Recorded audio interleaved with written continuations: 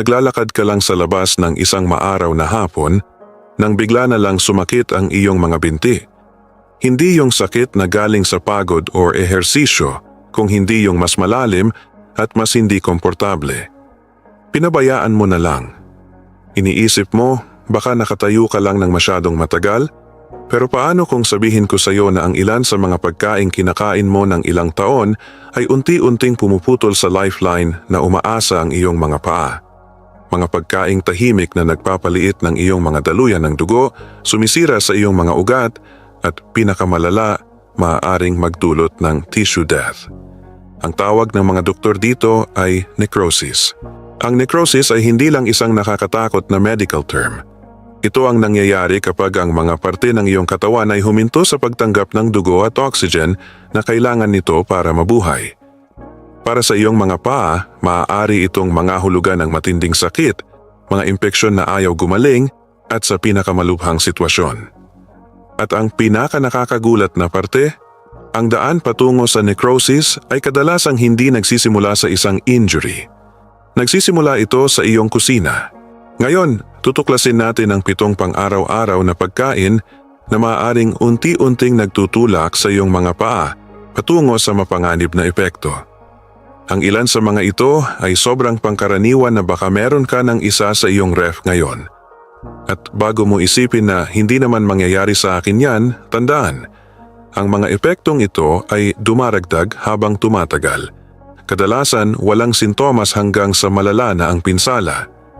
Kung mahalaga sa iyo ang iyong mga paa, kung nais mong patuloy na makalakad ng malakas at walang kirot, kailangan mo manatili ka sa akin hanggang sa dulo.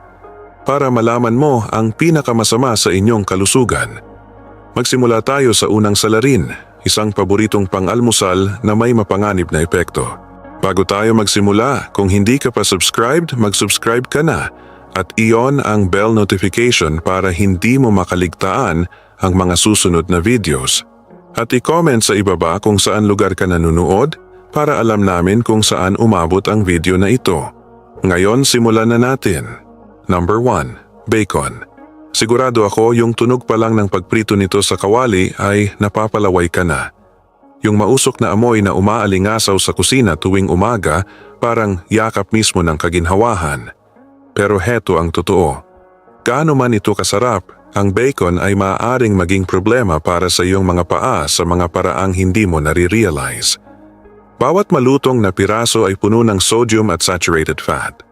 Isang dobleng suntok na maaaring palihim na maghanda ng yugto para sa mga problema sa sirkulasyon sa pagdaan ng mga taon.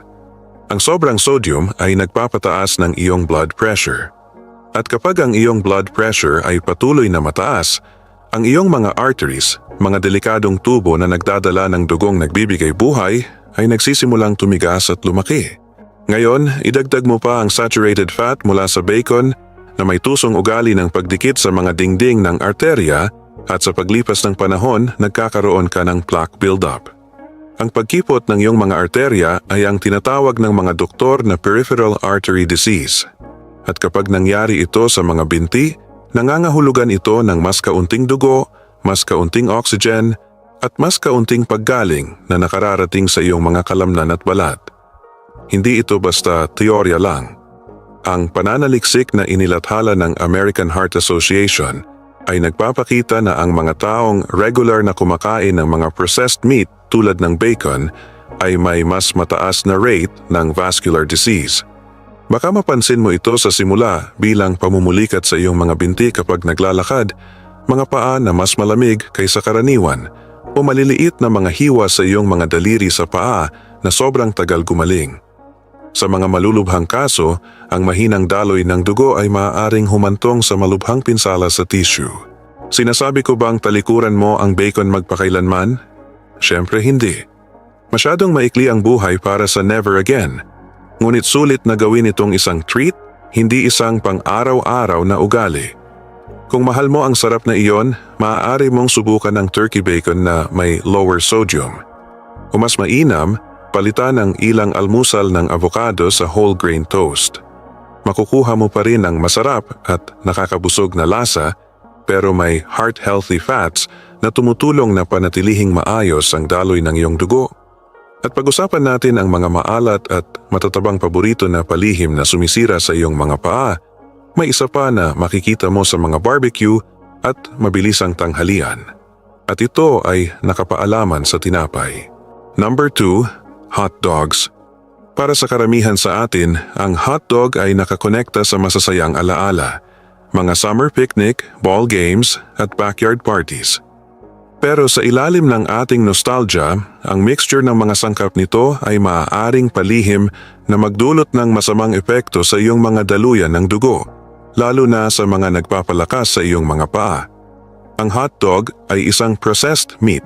Ibig sabihin, ito ay puno ng mga preservatives tulad ng sodium nitrite.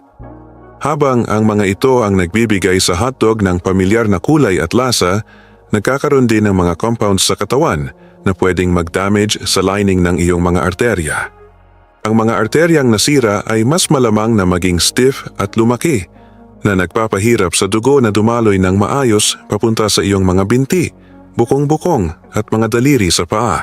Dagdag pa dito ang mataas na sodium content. At pareho na lang ang problema sa pagtaas ng blood pressure na pinag-usapan natin sa bacon. Mas maraming strain sa iyong circulatory system at mas maraming wear and tear sa paglipas ng panahon. Tapos, nandyan pa ang taba. Maraming hotdog ang naglalaman ng trans fats, yung uri na hindi lang nagpataas ng iyong bad LDL cholesterol, kundi nagpapababa pa ng iyong good HDL cholesterol. Parang inalis mo yung garbage truck sa inyong lugar habang dinoble mo naman ang basura. Sa bandang huli, magbablockage ang lahat. At kapag ang mga arterya sa iyong mga binti ay naklog, ang paglalakad ay maaaring maging masakit at ang paggaling kahit na sa maliliit na sugat ay maaaring bumagal ng sobra. Ang Harvard School of Public Health ay nag-uugnay ng regular na pagkonsumo ng processed meats, kasama na ang hotdog, sa mas mataas na risk ng cardiovascular disease. Hindi lang ito tungkol sa puso. Tandaan, ang iyong mga paa ay umaasa din sa malusog na daloy ng dugo. Kung ang hotdog ay isang family tradition sa inyo, hindi naman kailangang itigil mo ng tuluyan. Maghanap ng nitrate-free versions or mag-switch sa grilled chicken sausages na mas mababa ang sodium at mas maraming lean protein. Samahan mo ito ng fresh vegetables imbis na chips at tiyak na magpapasalamat ang iyong mga paa. At kung sa tingin mo ay ang hotdog ang pinakamalala, maghintay ka hanggang marinig mo ang isang crispy, golden comfort food na nagtatago ng isang partikular na nakakabahalang sorpresa para sa iyong sirkulasyon. Kung napanood mo pa rin to at nakatulong sa iyo ang mga impormasyong ito, comment mo lang sa baba ang number 2 para malaman kong nandito ka. At kung hindi ka pa nakasubscribe, sana isubscribe mo na at i-on ang notification bell para hindi ka makaligtaan ng mga susunod pang videos. Ang suporta mo ang nagpapatuloy sa amin para makagawa ng dekalidad na content na makakatulong sa iyo. Now, tuloy na tayo sa susunod. Number 3, French fries. Ang French fries, mga golden, crispy na sticks ng kaginhawahan. Sila man ay galing sa isang fast food drive-thru o homemade sa oven, ang fries ay may paraan upang gawing mas masarap ang anumang pagkain. Ngunit heto ang problema. Ang paraan ng paghahanda sa karamihan ng fries ay ginagawa silang maliliit na delivery truck para sa mga taba na lalong nakakasama sa iyong mga daluyan ng dugo. Maraming mga restaurant at fast food chains ang muling gumagamit ng kanilang mantika sa pagprito ng maraming beses. Sa paglipas ng panahon, ang mantika ay nasisira at lumilikha ng trans fats, ang uri ng taba na nagbabarang sa iyong mga arterya ng mas mabilis. Ang trans fats ay hindi lamang nagpataas ng iyong LDL, ang masamang kolesterol, kundi nagpapababa pa ng iyong HDL, ang mabuting kolesterol na tumutulong maglinis ng plakang. Ibig sabihin, ang mga malulutong na fries na ito ay maaaring, sa paglipas ng panahon, magpahirap sa dugo na dumaloy papunta sa iyong mga binti, na nagkakait sa iyong mga kalamnan at balat ng oxygen at nutrients na kailangan nila. At huwag nating kalimutan ang asin. Ang isang medium order ng fast food fries ay maaaring maglaman ng higit sa 250 mg ng sodium. At karamihan sa atin ay hindi nagtatapos sa isang order lang. Ang sobrang sodium ay nagpataas ng blood pressure na, tulad ng napag-usapan natin, ay nagdadagdag ng stress sa iyong mga arterya. Ang resulta, mas mahinang sirkulasyon at mas mataas na panganib ng peripheral artery disease kung saan ang mga narrowed artery ay maaaring maging sanhi ng pananakit ng binti, pamamanhid at mabagal na paggaling. Ang American Journal of Clinical Nutrition ay naglathala ng mga natuklasan na nagpapakita na ang mga diet na mataas sa prinitong pagkain ay naiuugnay sa mas mataas na panganib ng heart disease at mga problema sa sirkulasyon. At dahil ang iyong mga binti ay nasa dulo ng iyong circulatory supply line, sila ang madalas na unang naaapektuhan kapag bumagal ang daloy ng dugo. Ngayon, ibig bang sabihin nito ay ipagbawal ang fries magpakailanman? Hindi. Ngunit ang pagiging moderate ang susi. Kung ikaw ay gagawa nito sa bahay, subukang i-bake o air fry gamit ang heart-healthy oils tulad ng olive o avocado oil. At imbes na gamitin ang salt shaker, timplahan ng mga herbs o spices. Ang rosemary, paprika o kahit isang pagwiwisik ng garlic powder ay maaaring gawin itong kasing satisfying. Ngunit ang fries ay hindi lamang ang comfort food na palihim na nag-aagaw buhay sa iyong mga binti. Minsan ang salarin ay hindi maalat o madulas. Ito ay matamis, may carbonation at nagtatago sa plain sight sa iyong refrigerator. Number 4. Soda. Oo, yung matamis at may carbonation na inumin na madalas nating inaabot ng walang pagdadalawang isip. Maging ito man ay isang lata ng cola sa tanghalian, isang malaking cup mula sa gas station, o isang bote na nakatago sa ref para sa emergency, ang soda ay may paraan ng pagpasok sa ating mga daily routine. Ngunit ang mga sangkap sa loob ng matamis na inuming ito ay maaaring palihim na makasama sa iyong mga binti sa mga paraang hindi mo inaasahan. Ang pangunahing salarin, asukal at napakarami nito. Ang isang 12 onsa na lata ng soda ay maaaring maglaman ng 30 hanggang 40 gramo ng asukal. Para mo na ring inihagis ang 8 hanggang 10 kutsaritang asukal diretso sa iyong dugo sa loob ng ilang minuto. Kapag paulit-ulit na tumataas ang iyong blood sugar sa paglipas ng panahon, maaari nitong masira ang mga delikadong nerves sa iyong mga paa at binti. Isang kondisyong tinatawag na peripheral neuropathy. Ang nerve damage na ito ay maaaring magdulot ng pamamanhid, pakiramdam na parang may gumagapang, masakit na parang nasusunog o kahit nawawala ng pakiramdam na nagpapahirap mapansin ang mga pinsala bago pa ito maging malala. Ang mataas na paggamit ng asukal ay nagdudulot din ng insulin resistance na maaaring magtungo sa type 2 diabetes, isang malaking risk factor pareho sa mahinang sirkulasyon at nerve damage. At hindi lang ito dahil sa asukal. Maraming acidic ang soda na maaaring magpamaga sa mga daluyan ng dugo na nagpapalala sa pagkipot nito. Mas maliit na espasyo sa loob ng iyong mga arterya ay nangangahulugan ng mas kaunting dugo na nakararating sa iyong mga paa at ang iyong mga binti ang unang makakaramdam ng pagbabagong ito. Isang long-term study na inilathala sa diabetolohiya ang nakatukoy na ang mga taong regular na umiinom ng matatamis na inumin ay may mas mataas na panganib na magkaroon ng type 2 diabetes. At kasabay nito ang lahat ng mga problema sa kalusugan ng mga binti na kakibat nito. Kung gayon, ano ang alternatibo? Subukan ang sparkling water na may kaunting real fruit juice para sa lasa or unsweetened iced tea na may lemon. Makukuha mo pa rin ang refreshing na inumin ng walang blood sugar. Kahit ang pagbawas mula sa isang soda a day hanggang sa ilan lang sa isang linggo ay maaaring magdulot ng malaking pagbabago sa paglipas ng panahon. At habang ang tamis ng soda ay nakakasira sa iyong mga nerves, may isa pang pang-araw-araw na pagkain na mas tahimik ngunit parehong mapanganib ang paraan ng paninira sa iyong mga binti sa pamamagitan ng pagpapataas ng iyong blood sugar halos kasing bilis. Kahit na ito ay hindi naman talaga matamis ang lasa. Kung gusto mo ang topic ng video na ito, mag-comment ng mabuhay sa comment section. Kung hindi ito ang inaasahan mo, mag-comment ng 0 para ma-improve ko pa at makagawa ng mas magagandang video na akma sa iyong pangangailangan. Ngayon, ipagpatuloy na natin. Number 5, white bread. Sige, ito yung malambot, komportableng pagkain na basehan ng lahat mula sa morning toast hanggang sa turkey sandwich. Ngunit ang fluffy texture na ito ay nagmumula sa refined flour, kung saan na-strip na ang fiber at karamihan sa nutrients. Walang fiber na nagpapabagal sa digestion, ang iyong katawan ay mabilis na nagko-convert nito into glucose. Ang biglaang pagtaas ng blood sugar na ito ay hindi lang masama para sa mga may diabetes. Mahirap ito para sa lahat. Ang paulit-ulit na pagtaas ng blood sugar ay maaaring makasira sa maliliit na daluyan ng dugo na nagpapalakas sa iyong mga paa at binti.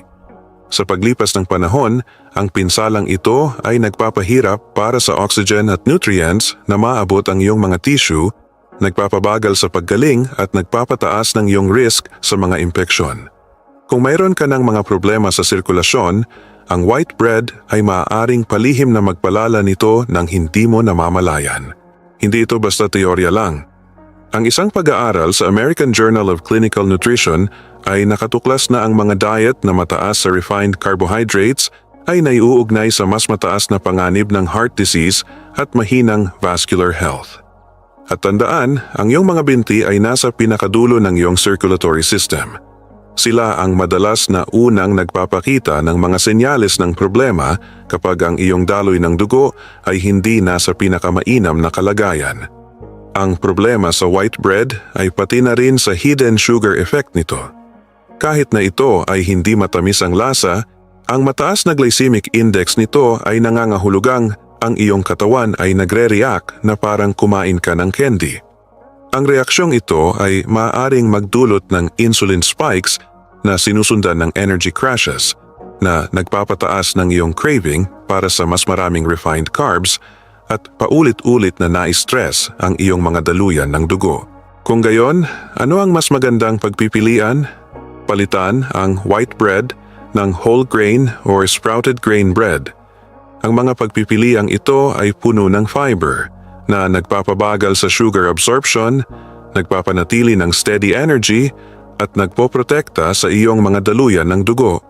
Kung gagawa ka ng toast, dagdagan ito ng protein or healthy fat tulad ng peanut butter or avocado para gawin itong mas leg-friendly. At habang ang white bread ay maaaring unti-unting magpahina ng iyong sirkulasyon, may isa pang treat na pinagsasama ang asukal at unhealthy fats sa paraang maaaring tumama sa iyong mga binti mula sa dalawang anggulo ng sabay. Number 6. Ice cream. Siyempre, parang ang sama naman ng loob na isisi sa isang bagay na puno ng masasayang alaala. Isang scoop pagkatapos ng Sunday dinner, isang cone sa mainit na summer afternoon, o isang maliit na bowl habang nanonood ng iyong paboritong show. Ang ice cream ay hindi lang basta panghimagas. Ito ay isang memory maker. Ngunit heto ang nakakalito. Ito rin ay isang double hit sa iyong sirkulasyon at kalusugan ng mga binti dahil sa kombinasyon ng asukal at saturated fat nito. Ang creamy sweetness na yan ay galing sa mataas na dami ng added sugars na nagpapataas ng iyong blood sugar, tulad din ng soda o white bread.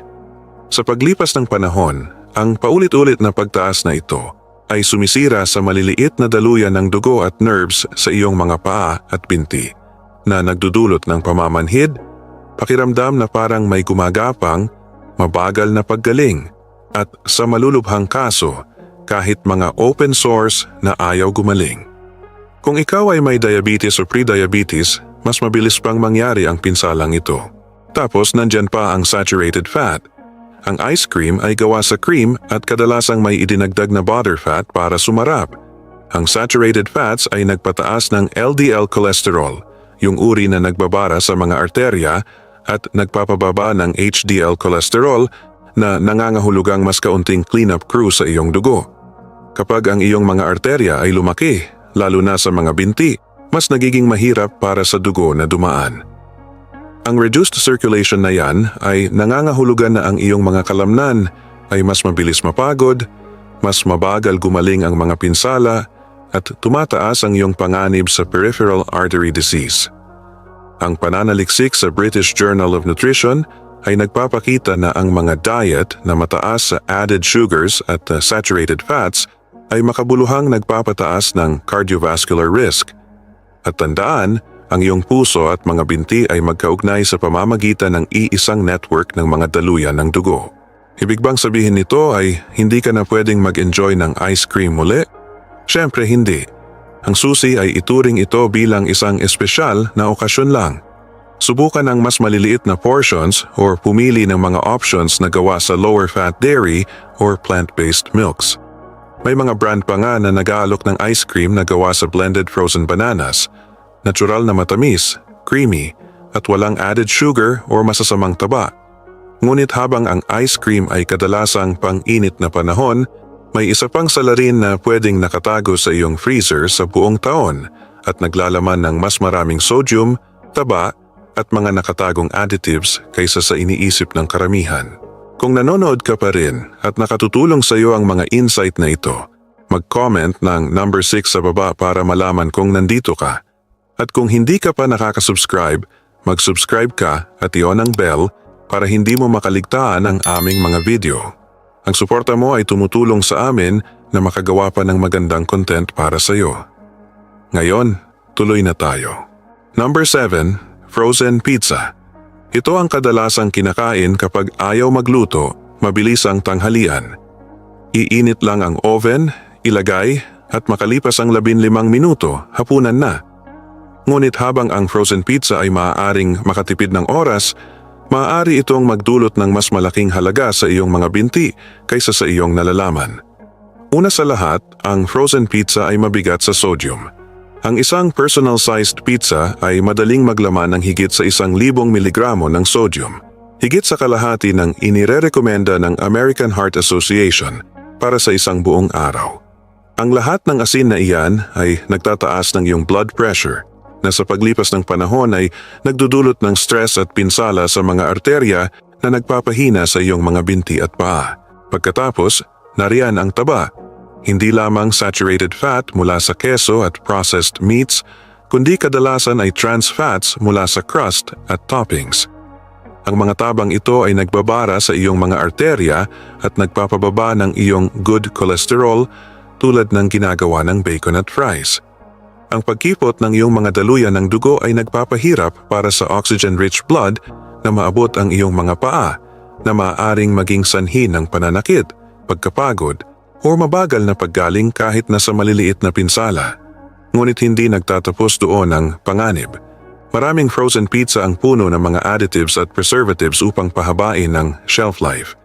Ang ilan sa mga ito ay maaaring mag-trigger ng pamamaga sa katawan na lalong nakakasira sa mga daluyan ng dugo at nagpapabagal ng sirkulasyon. Ito ay isang mabagal, tahimik na proseso. Baka hindi mo mapansin ang mga epekto hanggang sa manghina ka na lang pagkatapos ng maikling lakad o ang iyong mga paa ay pakiramdam ay malamig kahit na mainit ang kwarto.